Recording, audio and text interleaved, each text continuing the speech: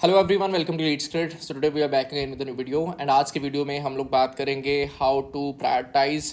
बहुत सारे लोगों के मन में आ रहा है यार, चीज़ें बहुत सारी हैं, प्रायोरिटी क्या रखूं। कुछ का सिलेबस हो चुका है, कुछ का नहीं हुआ, कुछ मॉक स्टार्ट कर चुके हैं, कुछ ने नहीं करे, कुछ का कॉन्सेप्ट से हो चुके हैं, प्रैक्टिस नहीं करा है एंड वाइस वर्सा। हर तरह का स्टूडेंट है और हर तरह के स्टूडेंट के लिए ये क्वेश्चन बहुत ही ज़्यादा कॉमन है कि भाई प्रायोरिटी कैसे करूँ, क्या क्या क्वेश्चन मुझे प्रैक्टिस करना चाहिए, क्या सिलेबस मुझे कवर करना चाहिए। उन सब चीज़ों के बारे में हम इस वीडियो में बात करने वाले हैं। In case you are looking to opt for a course, तो क्रैश कोर्स हमारे पास में अवेलेबल है, डिटेल्स आपके सामने ये अवेलेबल है। If you want to enrol you can do that. अब सबसे ज़्यादा मज़ेदार बात इस क्रैश कोर्स के रिगार्डिंग कि हमारा कल एक सेशन होने वाला है जो कि लॉन्ग सेशन होगा। आप ये डिटेल्स जो है यहाँ पे पढ़ सकते हो। टुमारो 8 सितंबर 2024 we will be conducting a comprehensive 12 hour session divided into 2 parts. अगर आप सिलेबस एक हद तक कर चुके हो और आप जो है वो एडवांस फेज के अंदर जाना चाहते हो, अच्छे क्वेश्चंस का प्रैक्टिस करना चाहते हो, तो पहले अलजबरा होगा, 10 AM से स्टार्ट होगा, 4 PM तक वो चलेगा।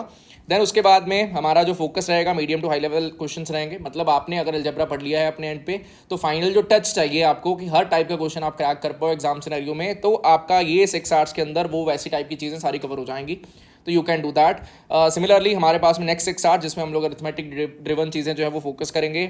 अगर आपने इसमें अरिथमेटिक का टाइम स्पीड डिस्टेंस नहीं करा हुआ तो आप वो वाला पर्टिकुलर पार्ट जो होगा जिसमें ये चीज़ हो रही होगी वो आप स्किप कर सकते हो, क्योंकि आपको कॉन्सेप्ट क्लैरिटी नहीं होगा एंड आप प्रॉब्लम फेस करोगे। उसके लिए आपके पास वीडियोस ऑलरेडी एक्सेसिबल हैं क्रैश कोर्स के अंदर, तो आप उनके थ्रू अपना कॉन्सेप्ट कवर करके देन आप ये सेशन जो वो अटेंड कर सकते हो। नाउ सिमिलर बेसिस पे ये इस तरह के लॉन्ग सेशन जो वो और भी होंगे, कुछ रिवीजन के लिए होंगे, कुछ प्रैक्टिस के लिए होंगे, जिसमें नए क्वेश्चंस का प्रैक्टिस होगा। तो अगर आप अरिथमेटिक एंड अलजबरा जो कि अराउंड 65 to 70% सिलेबस का पार्ट है, अगर वो आप करना चाहते हो, एक ही दिन में 12 आवर्स का सेशन होगा, लाइव होगा ये पूरा, इसमें आपका सब कुछ A to Z full fledged cover हो जाएगा। तो you can do that as well. Now if we talk about how to prioritise, तो भाई सबसे ज़्यादा इंपॉर्टेंट चीज़ आपके लिए प्रायोरिटी में, जिनका तो देखो सिलेबस कंप्लीशन जो है वो नहीं हुआ है, उनका फर्स्ट प्रायोरिटी जो है वो सिलेबस ही रहेगा। There is no doubt about it. आपको कुछ भी नहीं पढ़ा हुआ तो आपको सिलेबस पहले कंप्लीट करना होगा। अब सिलेबस को मैं 3 पार्ट्स में डिवाइड कर रहा हूँ, QA, VARC एंड DILR। तीनों ही सेक्शंस के लिए मैं साइमल्टेनियसली बता देता हूँ, सो दैट जिसका जो भी पेंडिंग हो उसको ऑटोमेटिकली आइडिया लग जाए। First of all if we talk about QA, तो भाई QA में आपका एटलीस्ट अरिथमेटिक एंड अलजबरा सबसे पहले कंप्लीट होना चाहिए, क्योंकि ये टॉपिक सबसे ज़्यादा इंपॉर्टेंट है। मैक्सिमम नंबर ऑफ क्वेश्चंस आएंगे, not even in CAT, we will talk about other exams as well. तो हर एक एग्जाम में arithmetic and algebra driven questions आएंगे एंड अगर आपको ये सेक्शन आते हैं दोनों, तो आपके स्कोर हाई करने के चांसेस जो बहुत ज़्यादा बढ़ जाते हैं। तो पहले तो भाई अपना प्रायोरिटी ये रख लो कि अरिथमेटिक एंड अलजबरा आपका फुल फ्लेज कंप्लीट होना चाहिए।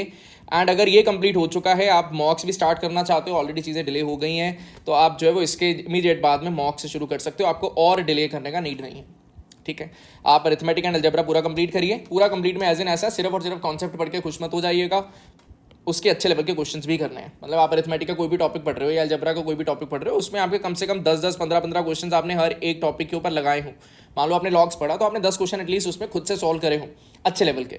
सिमिलरली इनइक्वालिटी पढ़ा, क्वाड्रेटिक पढ़ा है, APGP पढ़ा, जो भी आप पढ़ रहे हो उस पर एटलीस्ट 10-10 क्वेश्चन आपने प्रैक्टिस कराओ, सो दैट आपको कॉन्फिडेंस आ जाए उस पर्टिकुलर क्वेश्चन, उस पर्टिकुलर टॉपिक के लिए, एंड आप आगे प्रोसीड कर पाओ। Then we have number system, then geometry, then PNC probability. Number system and geometry का ऑर्डर आप आगे पीछे कर सकते हो। Number system and geometry almost similar number of question आपके कैट में राइज होंगे, हाई चांसेस हैं। But number system non CAT exams में भी आता है, तो अगर आप नंबर सिस्टम के ऊपर ज़्यादा प्रायोरिटी देना चाहते हो as compared to geometry, you can do that, उसमें कोई भी गलत बात नहीं होगी।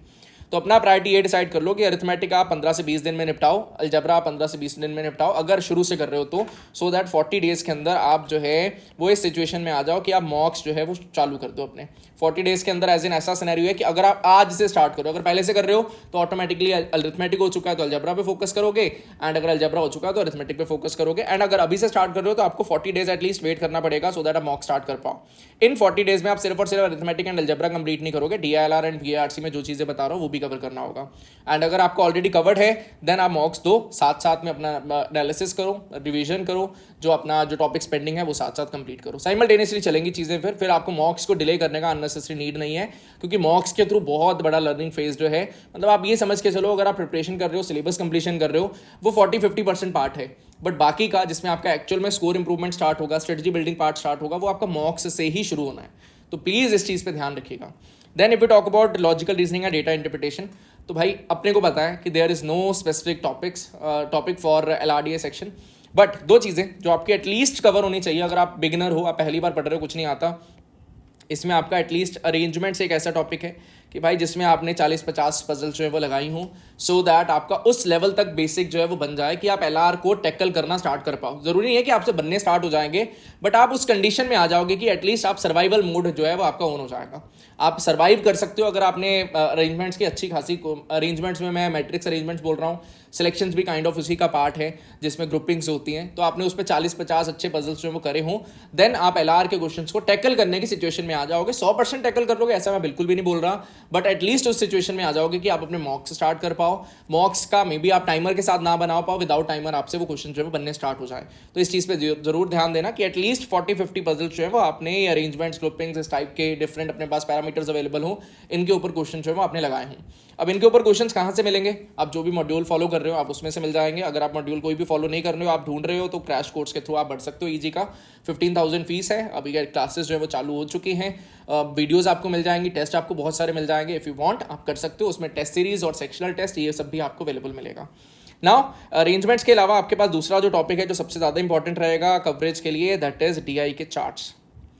अब आपका नंबर गेम स्ट्रांग नहीं है भाई, नंबर्स देख के आपको बहुत ज़्यादा डर लगने लग जाता है, तो डीआई चार्ट्स एक ऐसा टॉपिक है जो आपको हेल्प कर देगा अपना जो लेवल है थोड़ा अपग्रेड करने में। चार्ट को रीड कैसे करना है, डेटा को कहाँ से पकड़ के कहाँ पे जो है वो रखना है, सो दैट आप प्रोसीड कर पाओ। तो डीआई चार्ट्स के आपने एटलीस्ट 25 से 35 क्वेश्चन जो है वो करे हो, 25 to 35 पजल्स आपने अच्छे लेवल वाली पजल जो है वो बनाई हो, तो आपके लिए काफ़ी ज़्यादा हेल्पफुल रहेगा। आप उस कंडीशन में आ जाओगे कि आप अपने मॉक्स जो है वो स्टार्ट कर पाओ, सेक्शनल स्टार्ट कर पाओ।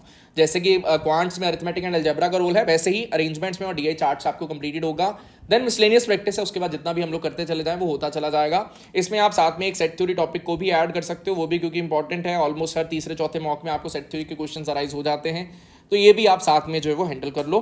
कम से कम सेट थ्योरी के 10 से 12-15 क्वेश्चन आपने पजल्स आपने बनाई हुई होंगी, तो आप इस सिचुएशन में आ जाओगे कि आप मॉक स्टार्ट कर पाओ। तो आपको प्रायोरिटी का ऑर्डर पता चल गया कि आपका अरेंजमेंट्स डीआई चार्ट अगर हो रखा है, आपका सेट थ्योरी हो रखा है, तो इट्स टाइम आप सेक्शनल्स और फुल लेंथ मॉक्स पे डायरेक्टली प्रोसीड करो, कोई दिक्कत नहीं है। मॉक्स में मार्क्स कम आएंगे, बट आप उनका एनालिसिस करोगे डिटेल्ड वे में, तो आप उनके स्कोर लाने की कंडीशन में आ जाओगे। Now if we talk about VRC section, भाई वीआरसी सेक्शन के लिए आपका रीडिंग हैबिट होना चाहिए अब तक। अगर अभी तक रीडिंग हैबिट नहीं है तो एटलीस्ट 15 से 20 मिनट का आपका रीडिंग हैबिट जो है वो हो। अगर आप अभी बिल्कुल स्टार्ट कर रहे हो, रोज कुछ ना कुछ अच्छा पढ़ रहे हो, सो दैट आपका कॉम्प्रिहेंशन स्किल्स जो है वो साथ साथ डेवलप होती रहे। ये डायरेक्टली हेल्प नहीं करेंगी, बट इनडायरेक्टली इनका रोल बहुत ज़्यादा है कि आप एक पैराग्राफ अगर आ रहा है, 3-4 पैराज आ रहे हैं, तो आप उनको रीड कर पाओ। ऐसा नहीं है कि आप पहला पैरा रीड कर रहे हो, आपको रिटेन ही नहीं हो रहा डेटा, तो आपके लिए मुश्किल हो जाएगा सर्वाइवल यहाँ पे। इसके अलावा आपको क्या करना है, आपको इसके अलावा जो है वो अपने जो टेस्ट है वो टॉपिक टेस्ट की फॉर्म में हो सकते हैं, लास्ट ईयर के आरसीज हो सकते हैं, अगर कोई मॉड्यूल फॉलो कर रहे हो वो हो सकता है। आपको ये कंप्लीट करना होगा सो दैट आपका डेली बेसिस पे प्रैक्टिस हो जाए। मतलब टारगेट ये रखो कि रोज़ के कम से कम 2-3 आरसीज आपके हो जाएं, 2-3 आरसीज। अगर आप बिगिनर हो, अगर आप बिगिनर नहीं हो, आप ऑलरेडी मॉक स्टेज में हो, तो भाई मॉक्स आपके अल्टीमेटली वही चीज़ है जो हम लोग करने की बात कर रहे हैं। मॉक्स में हम लोग क्या करते हैं कि अपने पास में अगर टोटल 66 क्वेश्चन आ रहे हैं, तो भाई 66 क्वेश्चन में आपके मार्क्स कम आना इज़ नॉट अ प्रॉब्लम। भाई मार्क्स नहीं आए जी, मैं क्या करूं, मेरे मार्क्स बहुत ही ज़्यादा पुअर रह गए, अब मेरा क्या होगा। बेटा जी मॉक्स को इस तरीके से देखना बंद कर दो। मॉक्स आपके लिए बेसिकली क्या है, best of the best questions का प्रैक्टिस है for VARC, for DILR and for quants. तो आपका टारगेट ये होगा कि यार अगर आपका बहुत ही ज़्यादा प्रॉब्लम चल रहा है, आपके मार्क्स नहीं आ रहे, तो आपका ठीक है मॉक्स में आपके मार्क्स गंदे आए, मान लो 10 ही मार्क्स रह गए, ठीक है, आपको एनालिसिस में जाना है। एनालिसिस विंडो में जाओ, एनालिसिस में आप वीएआरसी में कम से कम भी 3 to 4 आवर्स लगाओ, पढ़ो स्टेटमेंट्स को कि भाई क्यों मेरा कोई स्टेटमेंट मैंने पिक किया, मैं पूरा आरसी को पहले समझूं, कॉम्प्रिहेंशन मेरा अच्छा हो। देन मैंने क्यों कोई ऑप्शन एलिमिनेट किया, एग्जामिनर ने वो ऑप्शन क्यों नहीं एलिमिनेट करा, उसने आंसर कैसे पिक करा, आप इसके ऊपर टाइम दो, ये आपके लिए इंपॉर्टेंट है। अगर आप बहुत ही बुरे लेवल पे हो, आपके मार्क्स बहुत ही खराब आ रहे हैं, तो भी आपका एनालिसिस का रोल इतना ज़्यादा है कि आप इसी के थ्रू अपने स्कोर्स जो है इंप्रूव कर सकते हो। आपको अननेसेसरी रैंडम सोर्सेज के पीछे भागने का कोई नीड नहीं है। Similarly we talk about DLR section, आपका मान लो एक भी पजल नहीं बनता, आपको एनालिसिस के टाइम पे 4 की 4 पजल्स बनानी होगी। आप अगर एक्चुअल में इंप्रूवमेंट करना चाहते हो, अगर ये 4 की 4 पजल्स आप खुद से बना रहे हो, मैं कह रहा हूँ आपको अगर 1 आवर लग रहा है ना एक पजल के अंदर, यू कैन स्पेंड इट, कोई दिक्कत नहीं है। आपको 2 आवर लग रहा है एक पजल के अंदर, कोई दिक्कत नहीं भाई, दो। अगर आपका सॉल्विंग होना स्टार्ट हो गया तो आप अपने मार्क्स में डिफरेंस जो है वो ऑटोमेटिकली देख पाओगे और कॉन्फिडेंस में डिफरेंस बहुत ज़्यादा देख पाओगे। तो प्लीज़ एनालिसिस के ऊपर टाइम स्पेंड करिए, ये आपका प्रायोरिटी होगा। अगर आपका सिलेबस कंप्लीशन उस हद तक हो चुका है जिस हद तक मैंने बताया, उसके बाद में मॉक्स, तो मॉक्स में मार्क्स कम आए, डरने का कोई नीड नहीं है। एनालिसिस करेंगे, एनालिसिस से ही मार्क्स ऊपर उठेंगे। हर एक स्टूडेंट का यही जर्नी जाता है भाई, एक मॉक के बाद में थोड़ा मार्क्स बढ़ता है, फिर कम होता है, फिर ऊपर, फिर नीचे, ऊपर नीचे, चलता रहेगा। तो प्लीज़ इस चीज़ पर स्टिक करिएगा।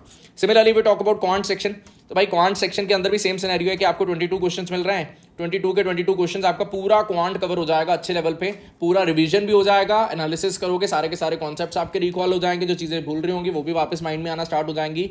तो अननेसेसरी आपको बहुत सारे अलग अलग सोर्सेज के पीछे भागने का नीड नहीं है, सब कुछ मिला जुला के 22 क्वेश्चन आपको हर एक डिफरेंट कॉन्सेप्ट के ऊपर बेस्ड मिल जाते हैं एक मॉक के ऊपर। तो उसको एनालिसिस के अंदर बहुत अच्छे से टाइम स्पेंड करो। मे बी आपको एनालिसिस में क्वांट्स के लिए भी 3 to 4 आवर्स जाए, मे बी DILR में आपको 3 to 4 आवर्स की जगह 5 to 6 आवर्स चला जाए। अगर आपका कॉन्सेप्चुअल क्लैरिटी नहीं है, कॉन्सेप्ट जो है वो आपके वर्क ही नहीं करते, मतलब नंबर देखते ही आपको डर लगने लग जाता है, या आपके बिल्कुल भी प्रैक्टिस नहीं है एप्टीट्यूड को लेके, तो वहाँ पे आपको ज़्यादा टाइम देना पड़ सकता है। अगर आपको 12-15 घंटे भी लग जाए एक मॉक का एनालिसिस करने में, तो ये मत सोचना कि बहुत ज़्यादा टाइम लग गया।